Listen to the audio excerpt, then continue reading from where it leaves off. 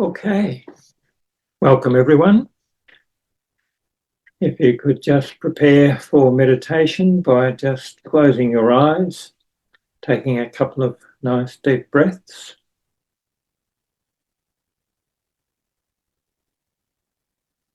And with the in-breath, just breathe in peace and harmony. With the out-breath, just let go of any cares, any thoughts, unwanted ideas. Let them go from your mind. Breathe in relaxation. And with the out-breath, just let go of any stress, any tension you may be holding in your body. There's nothing you need to do, nowhere you need to go. Just allow yourself to be present in the moment, the only time that there is.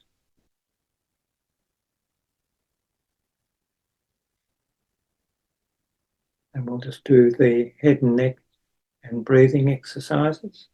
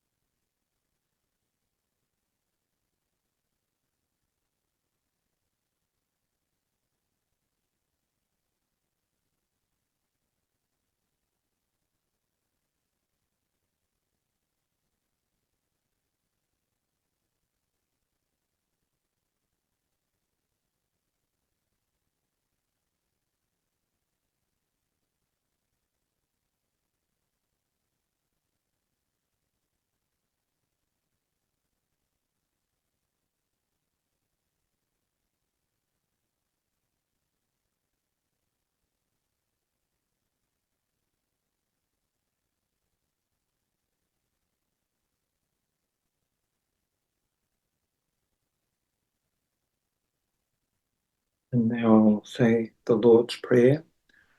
It is a prayer of attunement. It's also a prayer of protection, addressing the 7 chakras and the endocrine glands. Our Father, who art in heaven, hallowed be thy name. thy kingdom come, thy will be done in earth as it is in heaven. Give us this day our daily bread, and forgive us our debts as we forgive our debtors. And lead us not into temptation, but deliver us from evil. For thine is the kingdom, the power, and the glory forever. Amen. And now an affirmation. We'll have a slightly different one tonight, which is, be still and know that I am one with God. Be still and know that I am one with God. And then the other prayer of protection. As we open our hearts to the unseen forces that surround the throne of grace, beauty, and might, we throw about ourselves the protection found in the thought of the Christ. And now we'll just enter into the silence for about 8 to 10 minutes.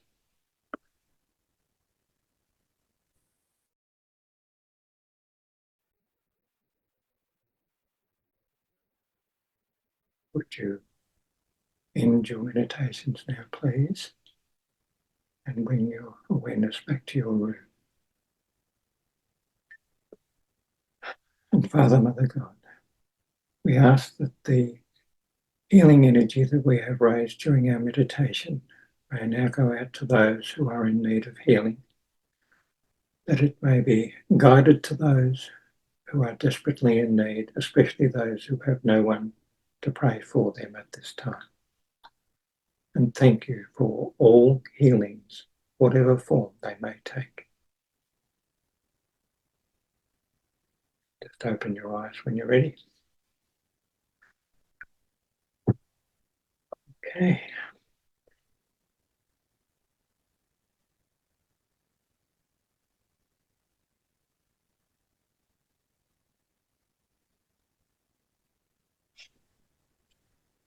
We're looking at chapter 7, the final chapter of Meditation on the Mind of Man tonight,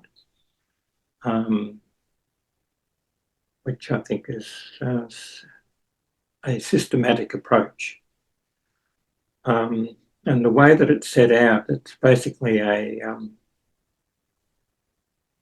checklist of everything that we've looked at in the rest of the book. And basically also a summary of everything else we've looked in the book for those that have been studying this to decide what parts of all of these different aspects of meditation we've been looking at they would like to pursue and what parts didn't really feel right to them. And so it's really a checklist of the things that you would like to continue working with during your meditations. So we'll get stuck into it. And if anyone's got any questions about it in between each of the 3 presentations, we'll just have a look at what we can do about answering those from our own personal experience, because, you know, that's the only experience we've got with meditation.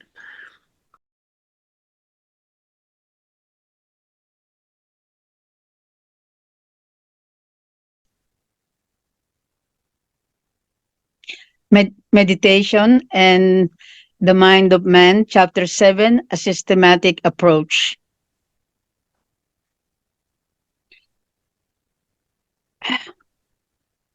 A sound understanding of the theoretical basis of meditation should be helpful. However, the important thing is that we meditate consistently, persistently, joyfully, and confidently. The following step-by-step procedure, based on the Edgar Cayce readings, is presented to give a sense of confidence regarding how to meditate properly. In evaluating a meditation procedure, 2 things should be kept in mind. First, The source of the readings stressed the relativity of individual points of view. Even in the Church claimed that this approach is according to that presented by the Master. The reading said that this is a way, not the way, to meditate. Second, no matter how strongly they recommend the persistency and consistency, the readings discourage doing things by rote, whether in relation to exercise, diet, or castor oil packs. They encourage making changes in the routine. An implication of these insights from the readings is that we should avoid a sense of ritual in meditation. If being ritualist means that we feel there is only one proper way and we must do it that way every time. Nevertheless, there are many people who benefit from following specific guidelines, and there are many important principles involved in proper meditation, which are incorporated in the following procedure. Therefore, we encourage you to try this approach in every detail. Later, you may deviate from it as you find good reasons for doing so, and as you find variations which bring new life and joy into your meditation. A major way in which to grow in meditation is to use the growth sequence of affirmations, concepts, and application disciplines found in the Search for God materials. From the Edgar Cayce readings, we can outline definite steps to be taken as an approach to meditation. Check the appropriate space as you complete its item and feel that you understand it.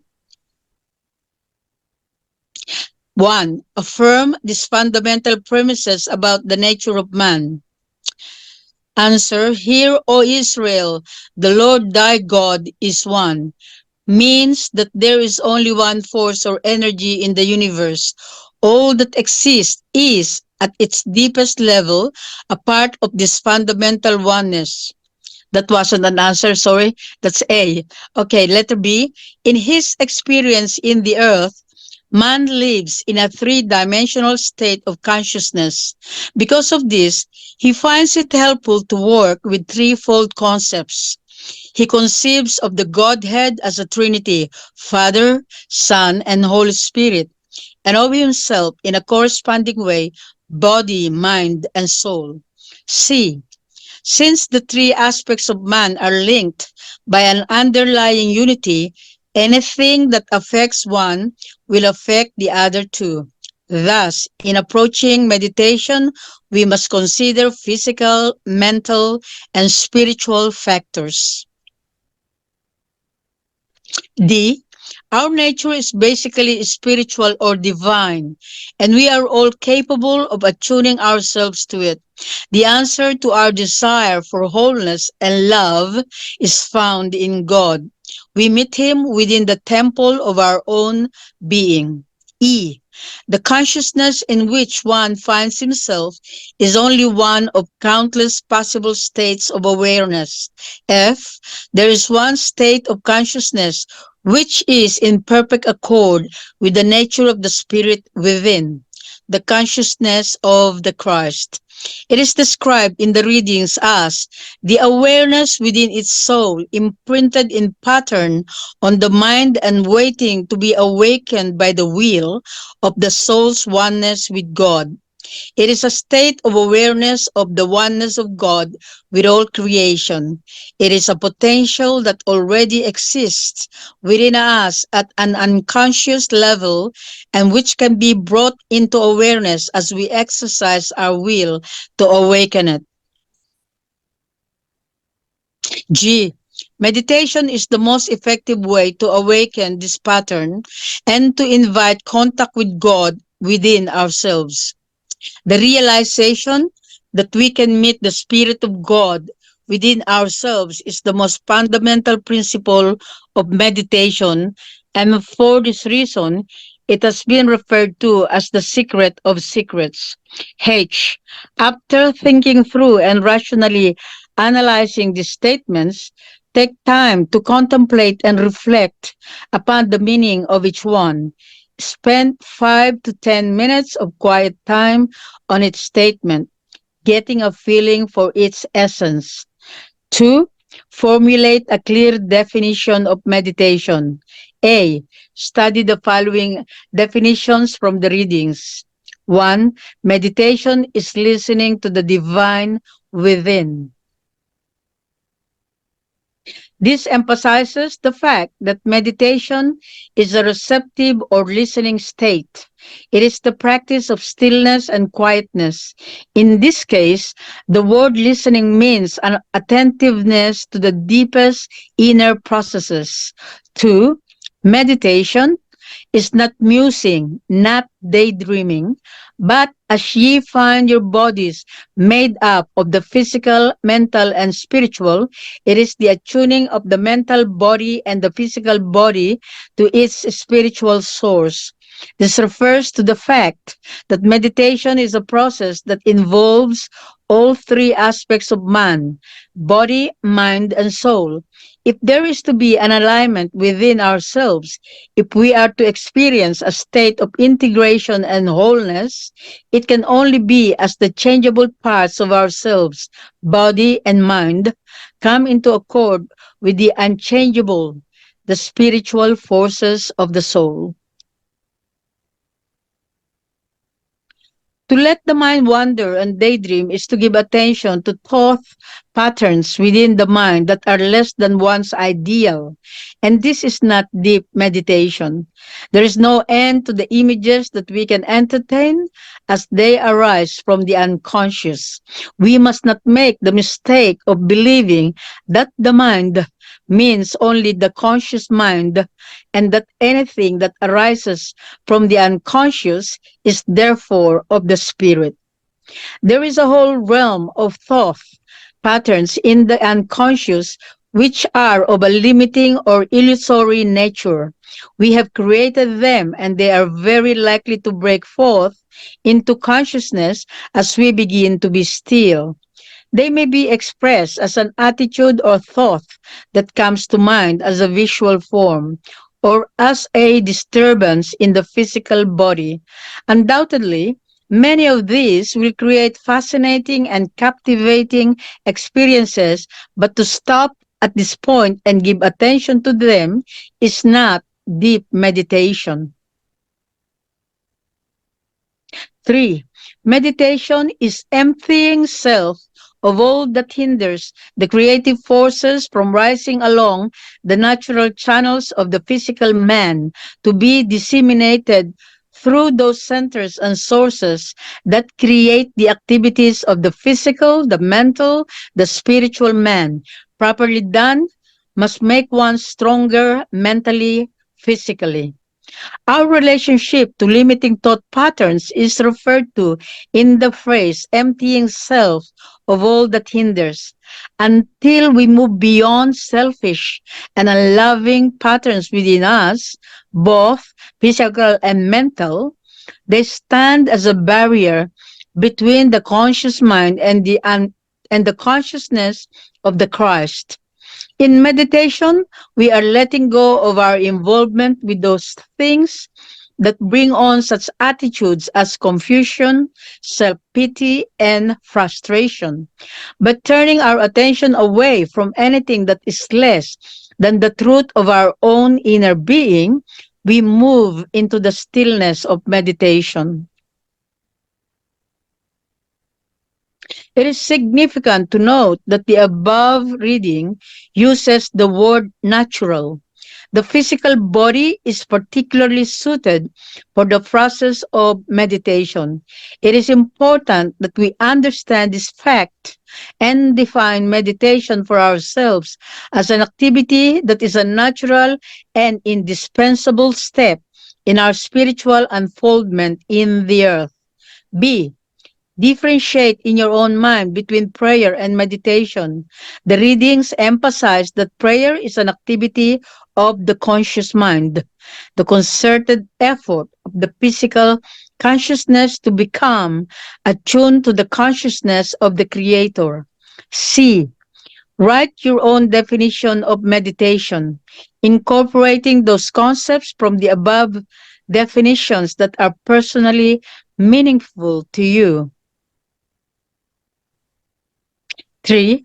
Set your ideals and purposes. A. Consider these principles. 1. Meditation is more than an action. It encompasses an entire approach to life.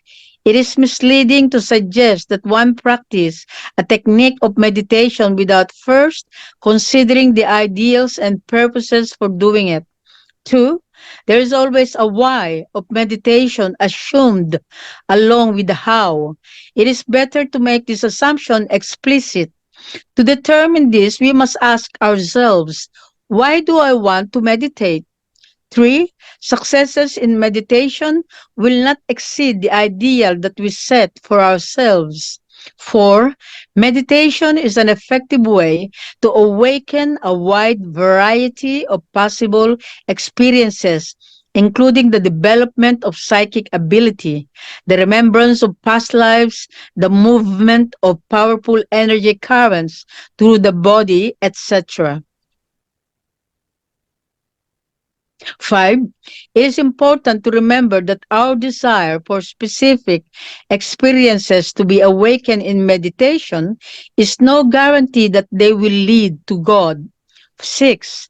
There should be only one purpose for meditation, to attune ourselves to God. Any other purpose or ideal is likely to lead us astray as we work with meditation. 7. We may find that as we continue to meditate, we become more psychic, our bodies become more healthy, or certain experiences occur. But these are to be accepted as natural side effects of meditation and not as the purpose. B. Write down what you have set for yourself as a spiritual ideal. You may want to write just one word that represents the highest spiritual quality that you know, or you may prefer to write out this ideal in a longer form. C. Write down the ideal mental attitudes that you have set for yourself. What attitudes would you manifest if your life were being totally directed by your spiritual ideal? Try to think of this in terms of the relationships that you have in your life. Example, I have an ideal mental attitude of patience in my relationship with my son, or I have an ideal mental attitude of persistence in my job. D. Write down the physical ideals that you have set for yourself. This should be specific activities that would express your spiritual and mental ideals. Example, I am going to write down my dreams each morning, or I am going to help my wife with house cleaning every weekend. E. Explain how meditation can be an expression of your ideals. 4. Understand the role of the physical body in meditation. A. Consider these principles. 1. Our work in the material world is to bring the attributes of the spiritual life into the physical. 2. We overcome the three-dimensional material world and move beyond it as we bring the consciousness of love into our material existence. 3. God has promised to meet us face to face within the temple, which is the physical body. 4. Our bodies are constructed in such a way that spiritual awakening can be a natural process. 5. There are spiritual centers or contact points within the body that are directly related to the process of meditation. B. Read Meditation, Gateway to Light by Elsie Seacrest, particularly chapters 3, 4, and 5. It offers a detailed description of the spiritual centers. C. Read a section entitled Meditation in Venture Inward by Edgar Cayce. 5. Understand the importance of the mind to meditation. A.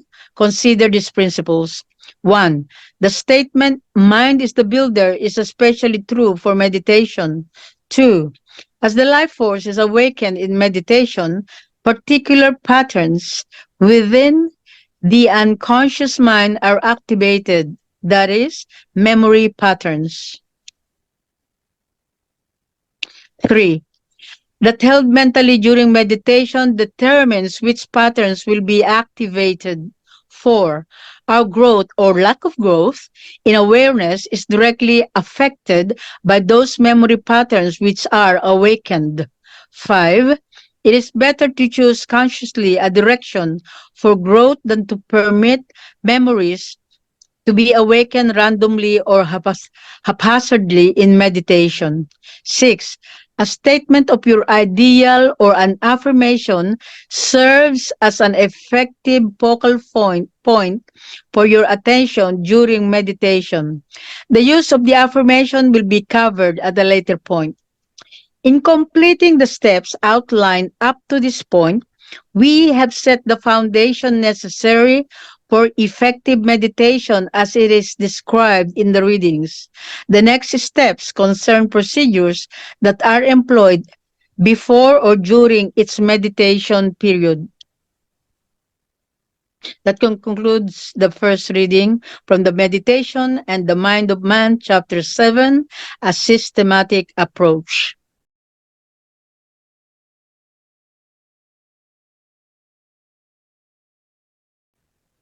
Thank you, Lolita. My pleasure.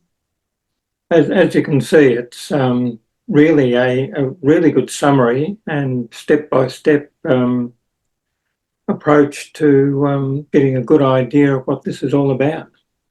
Very good summary, yeah. Reminds you of all those important points that you don't keep in mind, you don't keep in front of mind, you forget them in a way. Yeah. And the suggestion is that you dwell on them, you read them and have a good look at these points and dwell on them and see which ones you feel are going to be relevant for your practice of meditation going forward, because you don't need to do all of these things, but you need to at least have a look at them to see whether they resonate, they feel right for you at this time. You know what really sticks to my mind with all that one that I have just read is meeting God face to face in our own body. That really excites me to no end. That's the temple within. The temple within. And we look everywhere. We don't realize it, or we didn't realize it's so close, so closer than we thought. Not out there. It's inside. Not out there. Nah. It's the motivation to meditate, isn't it? Yeah. That stillness and make it a habit. Yeah. That's good. And there was a lady from the Edgar Cayce group, and she actually already have the Kundalini awakening. I was so curious, so I messaged her privately, personally, and I inquired about it because I am really wanting to know. And the first question she asked me is, "What is your understanding of the Kundalini?" That's the first question she asked me. And so I said, because my understanding of the Kundalini is the Holy Spirit. I don't know if that's correct, but she said, yes, you're right. And she said that she actually had to start eating meat after the Kundalini awakening because her body can't just handle the power of it. And so she has to stabilize herself. She's now very much involved in healing. She's helping healing people, and she said, "Lolita, don't force it." And I said, "I'm not, because I already have a lot of prophecies from different messengers saying that the desire of your heart will happen, but it's in God's timing, not mine. So I'm just doing my part." The best way to do it is the natural way, and that's why that word natural was stressed in what we were just looking at. Thanks, Russell. Yeah. Can't force it at all. Okay, we'll have a look at the the next one.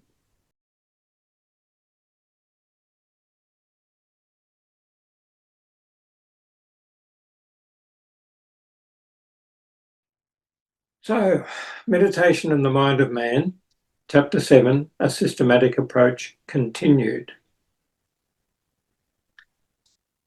We must keep in mind the fact that in living the spiritual life, our concern with the attitude in which an action is carried out supersedes the importance of any technique. We must never let the form we use so control us that we forget the purpose of meditation. Nevertheless, we cannot reject form because we are seeking to give form or expression to the spirit. Number 6, decide upon a suitable time, place, and position for meditation. A, read the following story and try to relate the principle concerning time to your own experience. A man took a new job which required him to be at work at 8:30 a.m. Therefore, on Sunday night, he set his alarm clock to awaken him at 7 o'clock the next morning. He continued this practice for the rest of the week. But on Friday night, he went to bed intending to sleep late the next morning. However, on Saturday morning, he awakened at 7 o'clock, just as he did the previous mornings, this time without the alarm clock. B, consider the following principles concerning the time of day for meditation. 1, we should meditate at the time we are most likely to be capable of attuning ourselves to our ideal. 2, for all people, the period from 2 to 3 in the morning is particularly suited for meditation. Since activity levels in the world around us will be at a low point, we can make good use of this period of minimal psychic and physical noise if we have slept several hours beforehand. Do you feel that you can make a realistic commitment at this time in your life to meditate at some time between 2 and 3 a.m.? Yes or no? 3, a second period of time in which many people find a helpful environmental influence is just before or at sunrise. Do you feel that you can make a realistic commitment at this time in your life to meditate then? Yes or no? 4, think about each of the following factors in your life and how they each help you select the best time of day for meditation. A, daily schedule. B, bodily rhythms, e.g. low energy times of the day might be unsuitable. C, the amount of devotion and commitment you feel for meditation.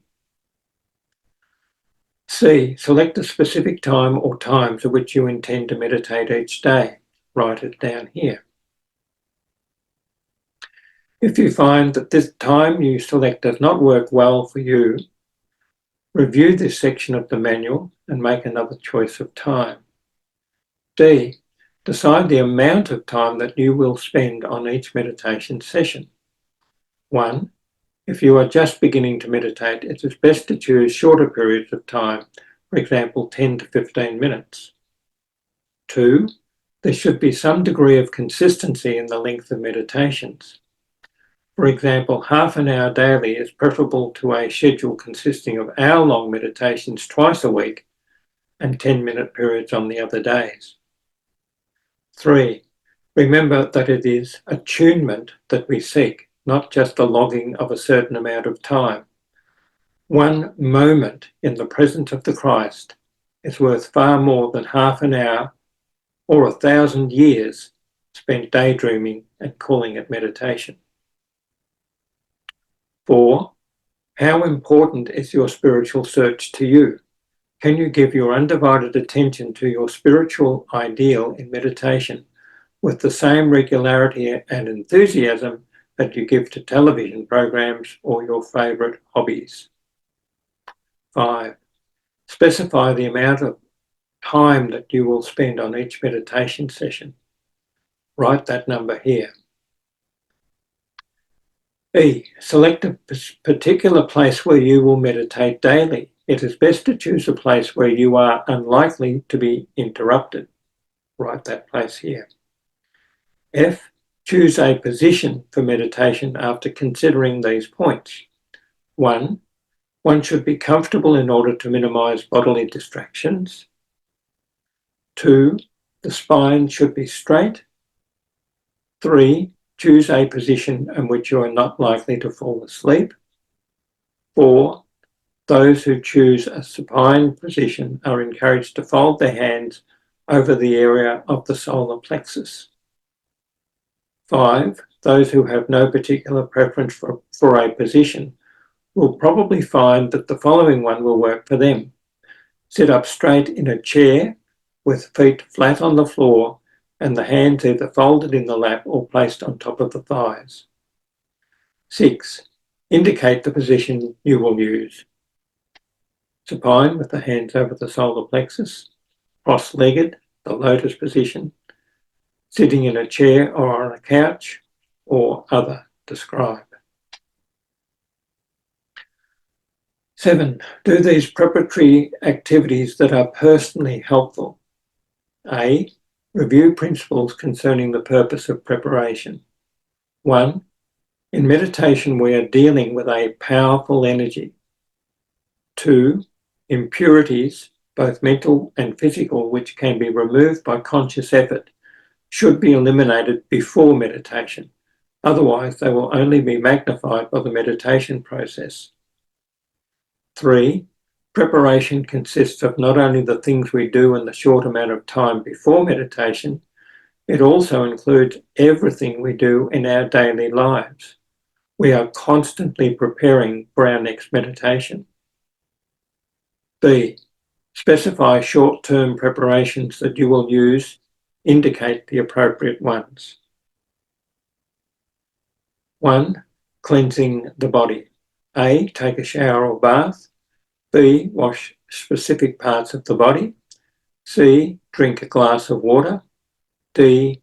Other list. 2. Abstaining from certain activities for a specific amount of time prior to meditation. For example, no smoking within an hour of beginning meditation, no eating within 2 hours, etc.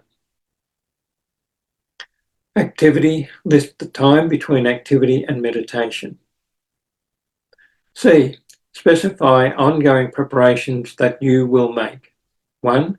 List those attitudes and emotions you wish to transform. 2. List those attitudes and emotions you wish to manifest more frequently. D. Work towards having a more balanced diet. 1. We have all experienced ways in which our eating habits affect our state of consciousness. Many people find it difficult to stay awake after a big dinner. Others are irritable or depressed if they skip breakfast. Any consideration of changing one's state of awareness should include the maxim that you are what you eat. Certainly, nutritional factors are only a part of the influences that shape us, but they are very important ones. 2. It is possible to become so fanatical about the purity of food that we forget the true purpose for attuning the body, to express love in the earth. A sense of balance is needed. We should change those things that we can and provide our bodies with the nourishment required to function properly. 3. Consider the following dietary recommendations from the readings. Decide upon the degree to which you intend to plan your diet according to each recommendation. For example, I'm going to cut down to eating beef only twice a week. A. Eliminate all meats except fish, fowl and lamb. B. Eat very few cakes and pastries or other starches combined with sweets. C. Eliminate overly refined or processed foods. D. Avoid fruits and vegetables, especially tomatoes that are picked before ripening on the vine. E. Avoid the combination of milk and citrus fruits. F. Avoid the combination of whole grain cereals and citrus fruit. G. Avoid the combination of coffee and milk or cream. H. Eliminate the combination of starches and proteins. I. eat 80% alkaline-producing foods, e.g. most fruits and vegetables, and 20% acid-producing foods, e.g. meat, cereals and starches.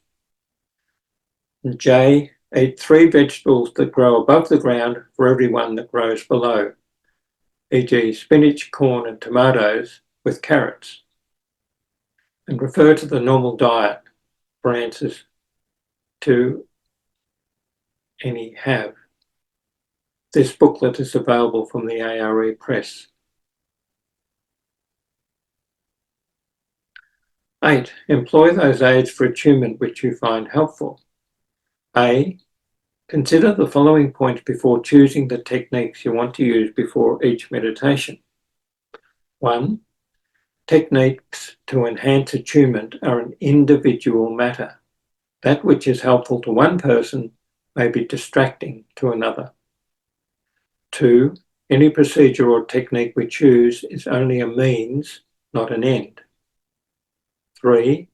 If one feels unable to meditate because he has run out of his favourite incense or because he cannot do a particular chant, he has missed the point of meditation. 4. Study the following reading, which differentiates between that which aids attunement and that to which we seek to be attuned. Question 2. How can I use the astronomical, the numerical, the environments of the creations and the vibrations from metal, from stones, which influence me to advantage in my present life? Answer 2. As these are but lights, but signs in thine experience, they are as but a candle that one stumbles not in the dark. But worship not the light of the candle, rather that to which it may guide thee in thy service. So whether from the vibrations of numbers, of metals, of stones, these are merely to become the necessary influences to make thee in a tune, one with the creative forces, just as the pitch of a song of praise is not the song or the message therein, but is a helpmeet for those who would find strength in the service of the Lord. So use them to attune self. How, ye ask? As ye apply, ye are given the next step. B. Music. What experiences have you had in which sound affected both physical processes and consciousness? For example, you may have found that college fight songs induce adrenal activity and the accompanying sense of excitement. Write an example here. 2. Properly selected music can help one get still for meditation. Remember that the music should be turned off once it has done its job and is not to be left on during the entire meditation. 3. Do you feel that music would be helpful, and do you intend to use it? Yes or no? 4. If yes, what specific musical selection or selections do you intend to use at the beginning of your meditation period?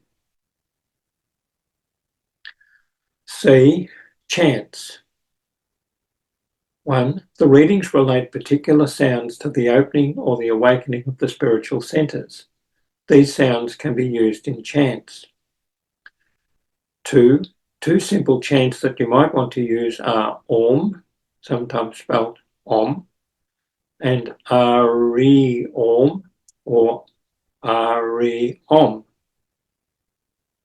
3. Recommendations to those who wish to work with chanting. A. The chant is usually repeated aloud 3 or 7 times. B. The length of each repetition is usually 5 to 15 seconds.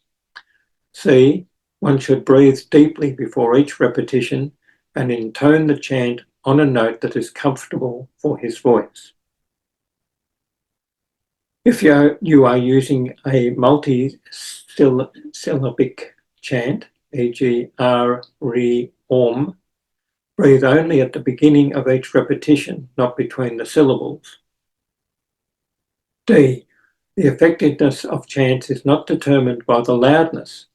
Some people mistakenly believe that if they chant twice as loud, they will derive twice as much benefit.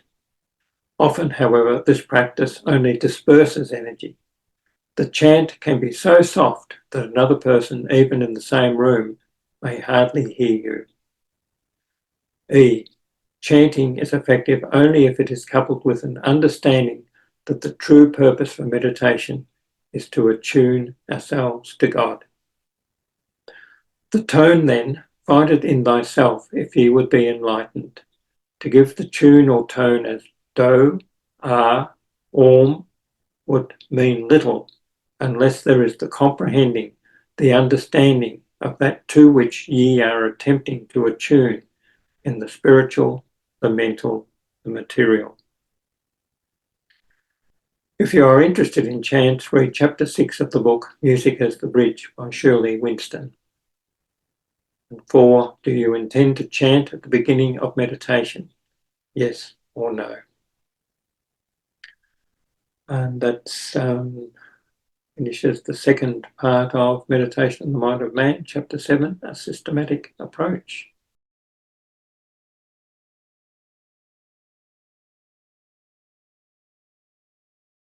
Thank you, Russell. That's very interesting, especially the dietary ones. You know, um, no cream or milk with the coffee. I can't drink coffee. Not that I am a coffee drinker, but when I do, I like it with milk or cream. Interesting. Well, the readings suggest that it turns it into something that's indigestible if you add cream or milk to it. Say that again, Russell. In the readings, Yeah.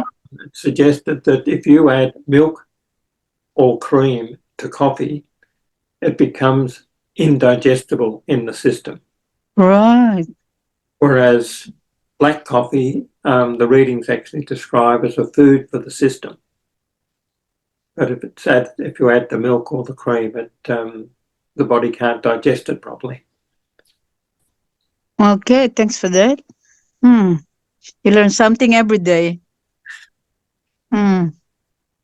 There's a lot in that reading, Russell. I have to go back and review it.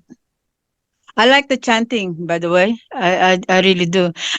And I find interesting that you only breathe at the beginning. You can't sort of breathe again on the second syllable and third syllable. Sometimes I cheat. When it comes to the third syllable, I inhale again. Maybe if you do a very quiet one and don't breathe out so heavily, then you might be able to get the 3 syllables done in the one breath. I do sometimes, but sometimes I run out of air, so I have to sort of breathe at the last syllable. And because I'm a loud person, I usually chant loud, Right. and it's interesting to read from that you can actually chant without shouting. I may be a little person, but I'm a very robust, loud person. So it shows in my chanting as well. Well, it's important to breathe. And so, as these things keep saying, do what you can. And this is just general information. Take from it what you can. If you need to add an extra breath, do it, because you don't want to go blue in the face trying to chant. I love the fact that Edgar Cayce, I think, is the first one that I came across that actually says that, there are many styles of meditation as the number of people, I feel like I get bored when it's repetitive and it becomes a rote. A ritual. I like variety for that reason. Sometimes I do it with music. Sometimes I'm lying on my back. Sometimes I'm sitting. Sometimes if I can manage it, I do the cross-legged one. So I like variety, I guess. That's recommended, isn't it? In this, Yeah. Cayce says avoid getting bored and rote. Yeah. I think the thing that remains constant is the desire of the heart to attune with the spirit. Yeah. That's right. Yeah. That's the fundamental thing. Yes. Yeah, that's good. Okay.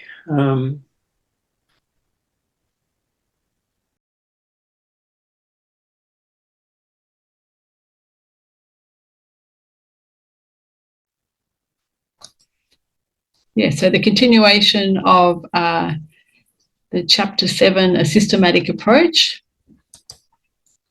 The next point for aids for the meditation is D, incense. For some people, the olfactory system is particularly sensitive to influences which can aid attunement. You may want to try using some incense during meditation to see if it is helpful. Consider this passage from a reading given for an individual who was told that use of incense would be beneficial.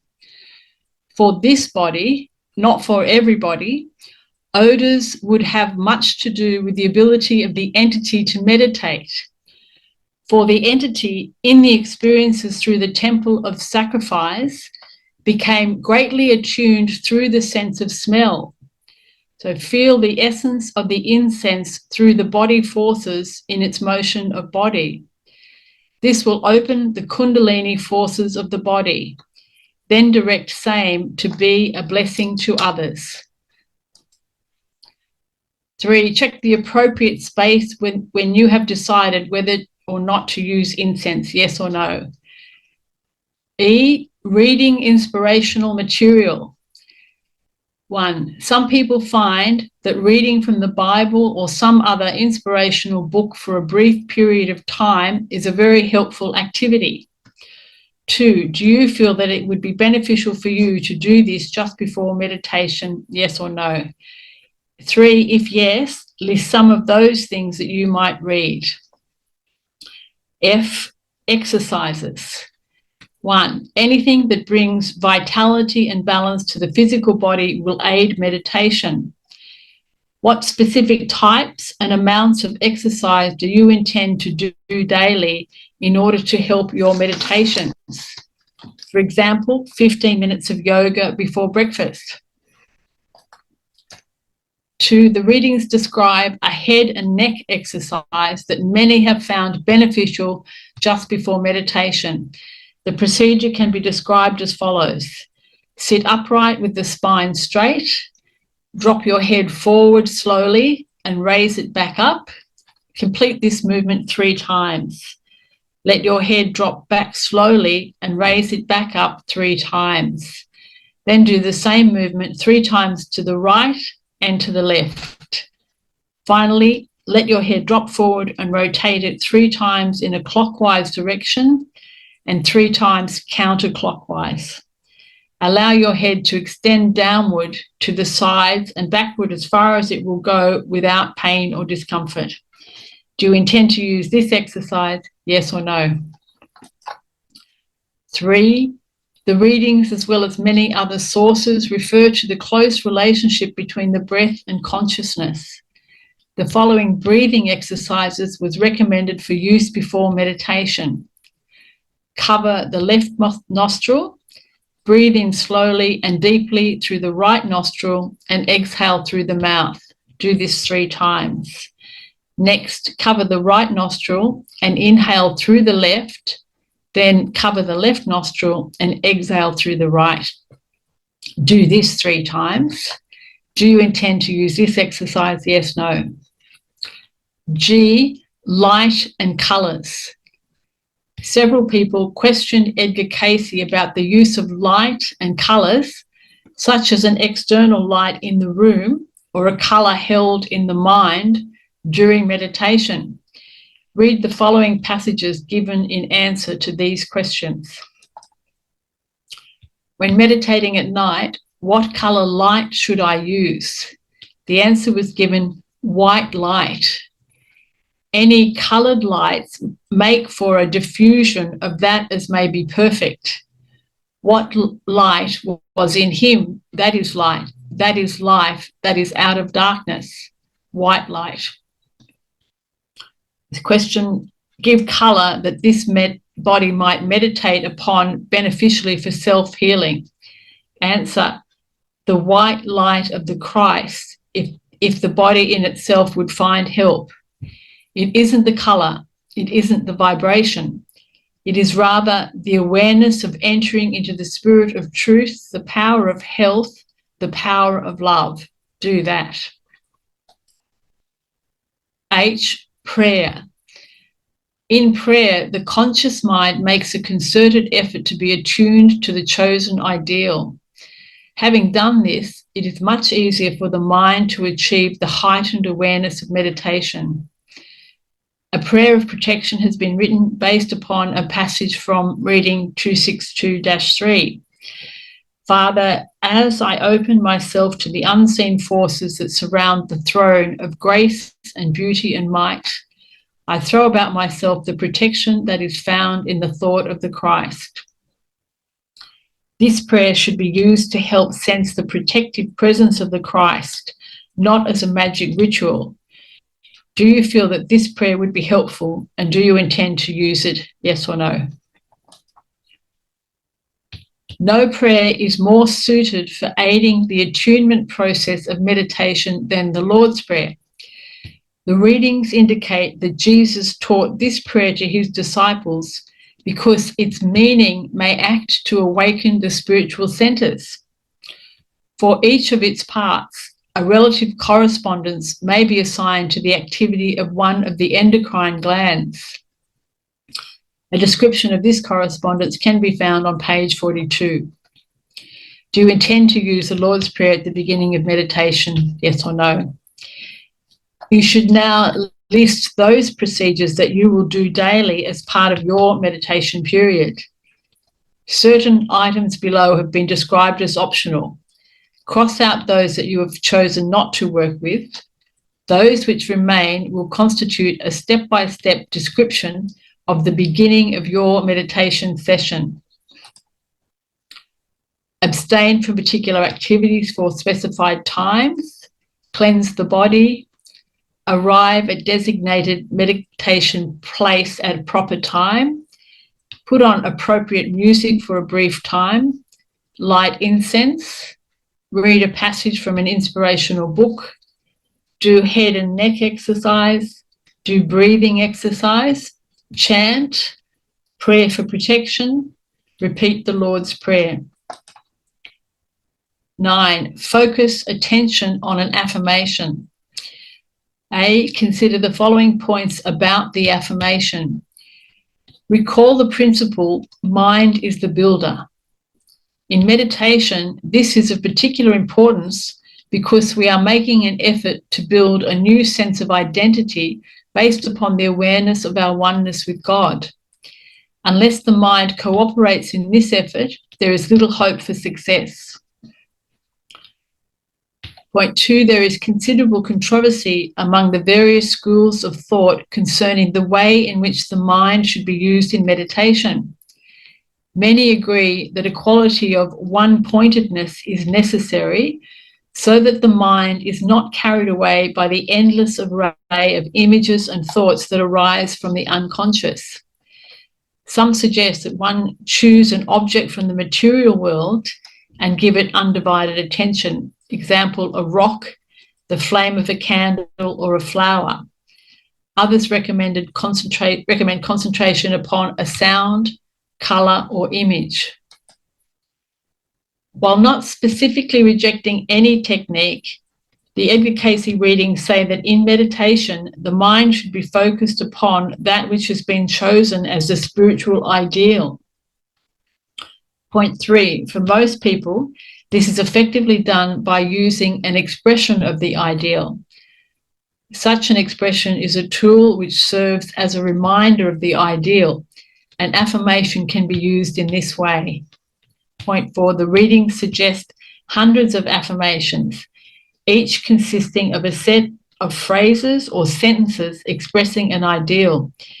Here are 3 examples from the Search for God readings. Not my will, but thine, O Lord, be done in and through me. Let me ever be a channel of blessings today, now, to those that I contact in every way. Let my going in, my coming out be in accord with that thou would have me do. And as the call comes, here am I, send me, use me. Father, as we seek to see and know thy face, may we each as individuals and as a group come to know ourselves, even as we are known, that we, as lights in thee, may give the better concept of thy spirit in this world. God, be merciful to me, help thou my unbelief. Let me see in him that thou would have me see in my fellow man. Let me see in my brother that I see in that I worship. Point 5, the Lord's Prayer can be used not only as an aid for attunement at the beginning of the meditation period, but also as an affirmation during the time of silence. Point 6, select an affirmation for your personal use. If you are in a Search for God study group, continue to work with the affirmation for the chapter your group is currently studying. If you are not working with a study group, you are encouraged to select one of the 3 affirmations given in point 4 above. If you feel strongly that you need to use a different affirmation than those suggested, write it here. Read the chapter entitled Meditation in A Search for God, Book 1. If you have read it before, read it again as a review. Point B, how to use the affirmation. Once you have selected the affirmation you intend to use, take time to study it. Look up any words that are not clear to you. Analyze it completely until you feel that you have arrived at the best intellectual understanding of this affirmation of which you are capable. Once you begin to use the affirmation in meditation, it is important to resist any temptation to figure it out. All work of this nature should be done beforehand. During this research period, write out your understanding of the ideas and meanings expressed in the affirmation that you will be using. Point 2, we should be interested in the meaning or the spirit of the affirmation. The important thing is not so much the intellectual interpretation of the words, but the response that comes from within. An example of this principle can be found in the following answer to a question concerning the use of the Lord's Prayer. As in feeling, as it were, the flow of the meanings of each portion of same throughout the body physical. What does the particular affirmation you have chosen awaken within you? Point 3, when you have completed the various aids for attunement, you are ready for the period of silence in meditation. Begin by saying the affirmation to yourself. It may be helpful to do this more than once. Listen for a response from within yourself to the meaning or spirit of those words. It may come as a feeling, example, love, joy, peace, well-being, or as a heightened state of awareness. Focus your attention on the spirit of that response. Point 4, we must be careful not to expect overwhelming meditation experiences. It may be that one experiences only a slight change in feeling or in consciousness as a response to the affirmation. The important thing is to focus on that spirit and not on other things that come to mind which create distractions. At some point, you will very likely find that your mind drifts off. There is no end to the things that may come forth demanding attention. Some people notice bodily sensations. Others remember an event from years before. No matter what form these distractions take, they should be dealt with in the same way. A, have patience with yourself. Resist any temptation to condemn yourself for having drifted off. And B, repeat the affirmation or a portion of it, and once again, focus your attention on the inner response. Point 6, most people go through this drifting off and coming back process many times in a single meditation. With persistence, we become adept at focusing our meditation. Point 7, the affirmation that you choose should be used throughout the day, not just during the meditation period. The readings encourage us to return to the spirit of the affirmation in each activity of our daily lives. Point 10, pray for others. The readings recommend that at the end of each meditation, we take time to pray for others. Create 2 prayer lists that you can use for this part of the meditation session. The first list should consist of those situations or names of individuals for which you have been asked to pray. We can pray directly for them by sharing the energy that we have awakened in meditation. This sharing can be accomplished by our thoughts. The readings say that healing of every nature may be disseminated on the wings of thought. Point B, the second list consists of those individuals or situations for which we have concern, but for which we have not been asked to pray. The reading suggests that we say a prayer for protection in each of these cases. And this is a quote from Edgar Cayce. If I had to give a person one suggestion as to how to alter or raise his consciousness, it would be to practice prayer and meditation. I don't know of anything that would mean more. I am the custodian of a little part of the creative energy, and I have to manage this. I have to work with it every day. In meditation and prayer, I'm able to allow this energy to move back towards a union with the creative energies of the universe. I think this is the grace and love of God. It is constantly available to me. However, I move to touch it only as I move my own consciousness back to a level that can relate to it. This is what I mean by meditation, prayer, and the quietness of attunement. There is nothing in the universe that I've ever tried that is more effective, said Edgar Cayce. The diagram on the next page depicts the steps you have completed. So this is each of the steps that we've covered in this chapter.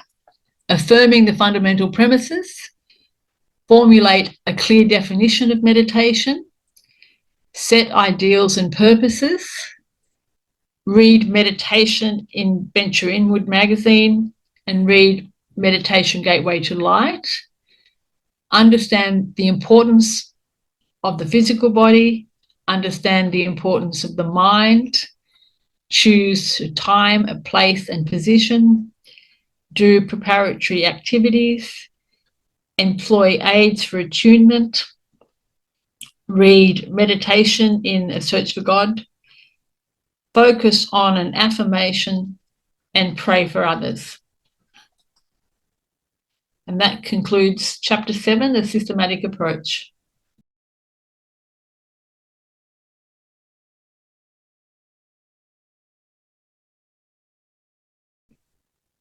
Thank you, Liz. Thank you, Liz. I should just clarify one thing in that list at the end there, that the chapter on meditation in Venture Inward by Edgar Cayce is the book Venture Inward, not the magazine Venture Inward. Because many, many years ago, there was a book called Venture Inward, which had a chapter on meditation. Oh, I see. Oh, good. But boy, what an amazing book this has been. Yeah. It's packed with the information.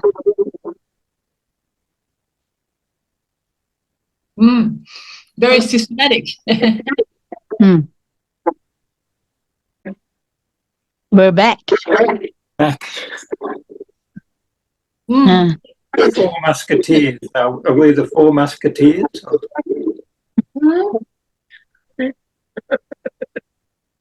I like that affirmation thing. It took me a while to sort of fine tune it. You know, it's like be still and know God. Be still and know God. Then I made it into I and the Father are one. I was uncomfortable with that because I didn't want to use the pronoun I before God. So now I am one with God. I am one with God, and I like the fact that the affirmation includes the word I am, because I believe in the power of the word. So I am one with God. So I've settled with that now. I'm one with God. There was an echo there before, but I don't know how come there's an echo in the sound, but it's better now, I think. Interesting. Even before I met you guys, my meditation routine was. I wonder why there's an echo.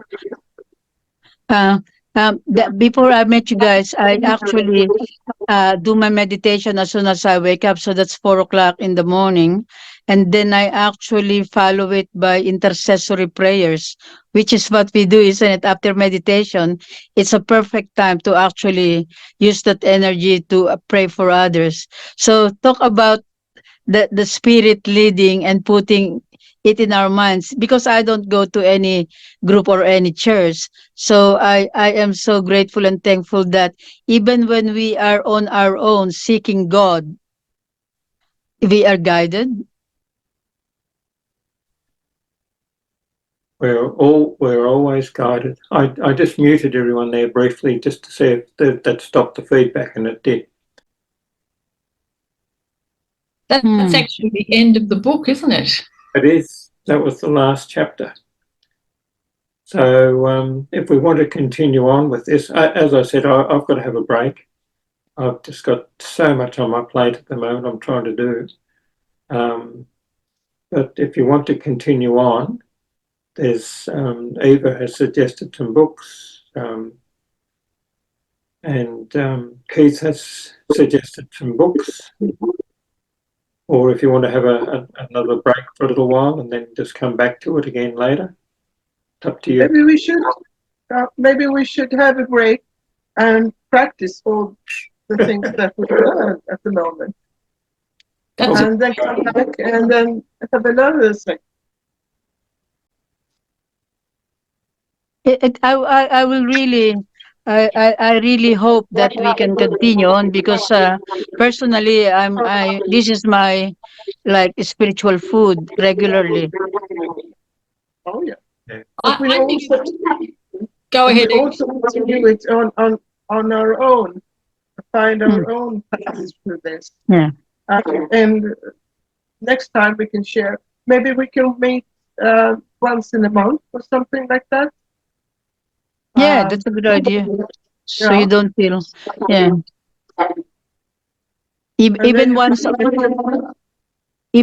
month is better than none. Yeah. Yeah. And then we can share our own experiences of the meditation through that. Yeah. I think it's a great idea to continue together about meditation, because it does keep you focused on your meditation. Oh, yeah. Personally, with me, ever since we started doing this, I'm meditating more time and being aware why I'm doing it. You know, because of the readings that I learn every time we do this, it's just adding on to my discipline, even dietary, you know. Even I never used to do the exercises before I actually meditate. Now it's incorporated in my routine. Me too. That's right. I've changed how I meditate because of this course. There you go.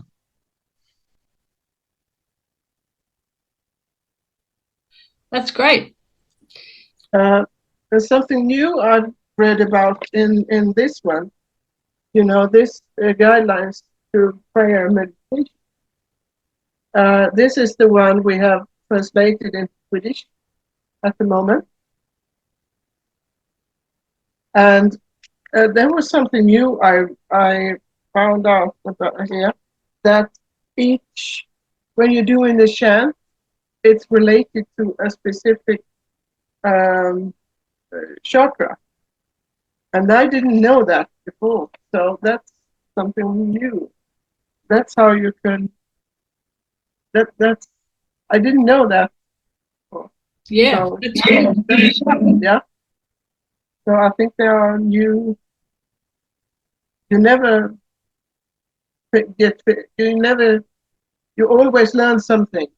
That's something new. That of course is do, re, mi, fa, sol, la, ti. Yeah. Why is there 7 notes? Because each one relates to one of the 7 chakras. Oh, yeah. Good to know. I'll remember that when I'm doing my guitar scales. Interesting. You find the right note. Exactly. So which the do, which chakra does it relates to? The first chakra? No. Yes, the root chakra. Yes.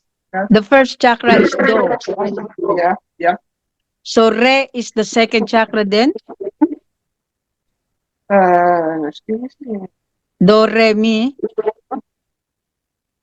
Sorry, Eva. I gave you work to do. No. Yeah. The root chakra is do. The second chakra is the re. Well, I go through I'm having the Lord's Prayer here, so that's how I using those two to attune. Interesting. That's the first time I heard about the musical scale do, re, mi, fa, sol, la, ti. Yeah. Relating to the chakras. Wow. There's something to be learned every day, isn't it? Well. So I can say nearly on my 69th birthday on Monday, I learned about do, re, mi, fa, sol, la, ti, do relating to the chakras. Thank God. That's great. Continuing to learn something new. Every day. Every day, Liz. Happy birthday for Monday, Lolita. Sorry? Happy birthday for Monday. Thank you. Thank you. Happy birthday. Lovely. Thanks, Eva. Okay, well, with all this feedback, we better end this and turn off the. Well, actually, if we could just mute and I will say a final prayer.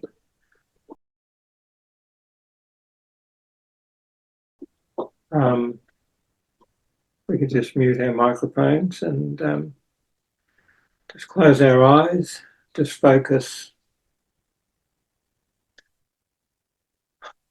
on going within the inner temple where we meet God.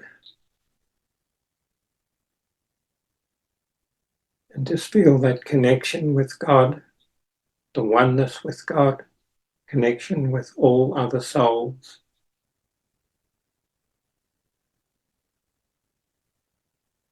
And just be aware of, because of that connection, everything that we do to improve the lives of those around us and our own life will have a positive impact on everyone else because we're all connected. And everything that everyone else does that's positive will have a positive effect on us as well, no matter where they are, no matter what they're doing, because we are all one. So the more positive things that we can do such as regular meditation, the more that will improve the lives of everyone else, because we are all connected.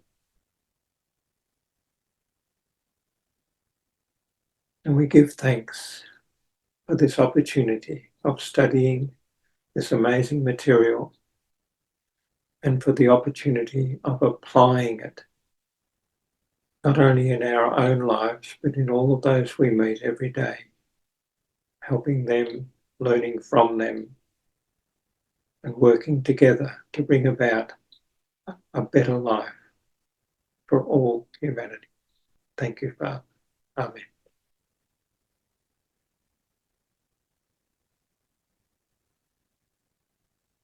Good night, everyone. Thank you. Bye, everyone. Thank you, Russell. Thank you, everyone. Yeah. Bye-bye.